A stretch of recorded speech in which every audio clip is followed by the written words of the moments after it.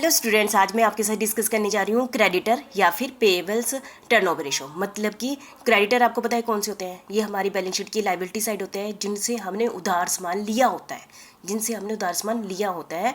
हम उनका पैसा कितनी बारी टर्न कैश में कन्वर्ट कर देते हैं। मतलब कि हमने अपना सामान उधार लिया और हम साल में कितनी बारी उनको कैश में वापस कर देते हैं। ठीक है, कितनी जल्दी दे देते हैं, कितना ज़्यादा टाइम लगाते हैं। ये सेम टू सेम हमारी जो सिस्टम है, कैलकुलेशन करने का सिस्टम है, ठीक है, ये same to same debtor turnover ratio है। बस डेटर में हमने लेना होता था, है ना, और क्रेडिटर में हमने देना होता है। ठीक है, तो ये देखो, जब डाटा टर्नओवर रेशो की एफिशिएंसी को देखें तो हम कहते थे कि बहुत ही एफिशिएंटली है यदि हमें टाइम से पहले पैसा मिल जाता है। ठीक है, तो कंपनी को पैसे की कमी नहीं होती। लेकिन क्रेडिटर टर्नओवर रेशो में क्या होता है, उल्ट होता है। जितना हमें वो टाइम देगा, है ना, क्रेडिटर हमें जितना ज़्यादा टाइम देगा कि नहीं अपने पास रख लो उधार सामान, है ना, तो क्या होगा, तो हमें उतना पैसा उधार बना, हमें उतनी लेट पेमेंट करनी पड़ेगी।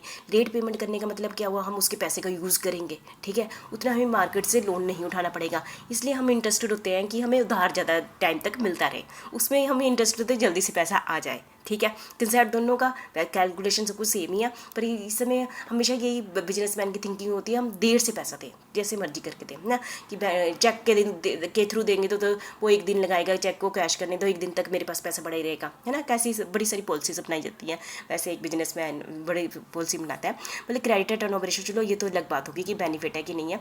क्रेडिट टर्नओवर रेशो ये होता है कि एक फिक्स पीरियड, जैसे साल में जो क्रेडिटर है कितनी बड़ी टर्न हो जाता है कैश में, ठीक है, उसको हम क्या कहते हैं, क्रेडिटर टर्नओवर रेशो। ठीक है, ये जितना ज़्यादा होगी, है ना, जितनी ज़्यादा टर्नओवर होगा उतना सप्लायर के लिए अच्छा है। सप्लायर को अच्छा लगता है कि हम जल्दी से उनकी पेमेंट कर देते हैं, वो हमें फ्यूचर के लिए डिस्काउंट भी देते हैं और फ्यूचर में जल्दी से हमें सामान भी जल्दी दे देते हैं। लेकिन हम चाहते हैं कि वो थोड़ा सा हमें टाइम दे दे, है ना। हमारे लिए बिजनेसमैन के लिए तो ये अच्छा है कि वो थोड़ा हम ज़्यादा देर तक उसको टाइम लगाएं उसको पेमेंट करने में। ठीक है, उसको हम, ठीक है, तो ये है क्रेडिटर टर्नओवर रेशियो। क्या होती है, a firm has to make credit purchase.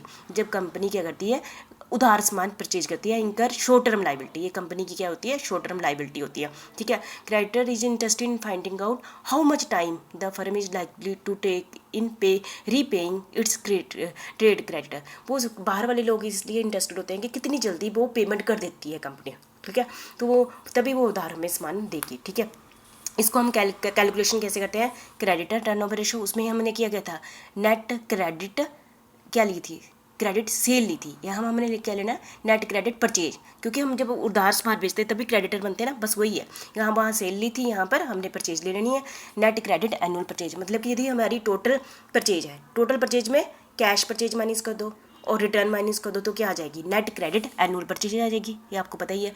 Divide by average trade payables. Average मतलब ओपनिंग बैलेंस, जैसे क्रेडिटर और बिल्स पेबल का opening balance, closing balance. Opening closing balance कैसे आएंगे, ओपनिंग पिछले साल की बैलेंस शीट से आएंगे और क्लोजिंग बैलेंस इस साल की बैलेंस शीट से आ जाएंगे, तो एवरेज आ जाएगा। ठीक है, और ट्रेड क्रेडिटर का मतलब क्या होता है, सन्डी क्रेडिटर्स प्लस बिल्स पेबल, दोनों की चीज़ें, है ना, तो एवरेज ले लेते हैं, है ना। आपको बताइए हम एवरेज क्यों लेते हैं, ताकि क्योंकि सीजनल है, ग्रोइंग है ना, साल में ऊपर नीचे चले जाते हैं। यदि हम एवरेज ले लें तो हम ये सोचते हैं कि सभी को रिप्रेजेंट करता है, एवरेज सभी को रिप्रेजेंट करता है। ठीक है, if credit purchase information is not given, यदि हमें ना जैसे क्रेडिट परचेज है ना, जैसे नहीं दी हुई है, जैसे वहाँ पर भी यही मैंने कहा था ना, यदि क्रेडिट सेल की इन्फॉर्मेशन नहीं दी है तो नेट से ले लो, ऐसे इसमें भी ऐसे ही है। यदि क्रेडिट परचेज की इन्फॉर्मेशन नहीं दी है तो आप टोटल परचेज, जो भी परचेज लिखा होगा वो ले लो, उसको ही मान लेंगे कि क्रेडिट है। ठीक है, वैसे ही वहीं पर भी, जैसे वहाँ पर भी ओपनिंग क्लोजिंग क्रेडिटर ना दिए हो, ठीक है, तो हम जो भी दिया होता है उसको ही मान लेते हैं। ऐसे इसमें भी यही सही है, यदि ओपनिंग या क्लोजिंग क्रेडिटर नहीं दिए हैं तो जो भी बैलेंस किसका क्रेडिटर का पड़ा हुआ है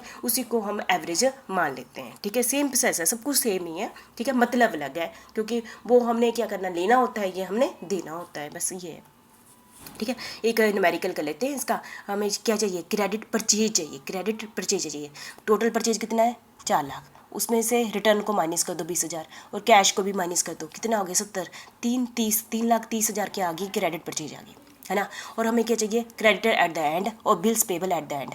ओपनिंग दिया नहीं हुआ तो इसलिए जो दिया उसको मान लो, तो 80,000 हमारा क्या आ गया, एवरेज क्रेडिटर आ गया 80,000, हमने डिवाइडेड किया तो हमारा क्या आ गया, 4.13 टाइम्स, इतने टाइम्स की आ गया क्रेडिटर टर्नओवर रेशो आ गई, क्या आ गई, क्रेडिटर टर्नओवर रेशो आ गई, ठीक है। मतलब साल में इतनी बारी हमारा जो क्रेडिटर कैश में कन्वर्ट हो जाता है, ठीक है। ये था आपका न्यूमेरिकल। तो मुझे लगता है ये काफ़ी कुछ क्लियर हो गया। क्रेडिटर टर्नओवर रेशो मतलब ये जितना हमारे लिए अच्छा है, जितना टाइम लेते हैं हम, हमारे पास पैसा पड़ा रहता है, ठीक है। लेकिन ऐसा भी ना हो कि हम ज़्यादा ही टाइम उधार ले तो हमारी मार्केट में रेपुटेशन ही खराब जाए। तो ये भी चीज़ें हमने ध्यान में रखनी है।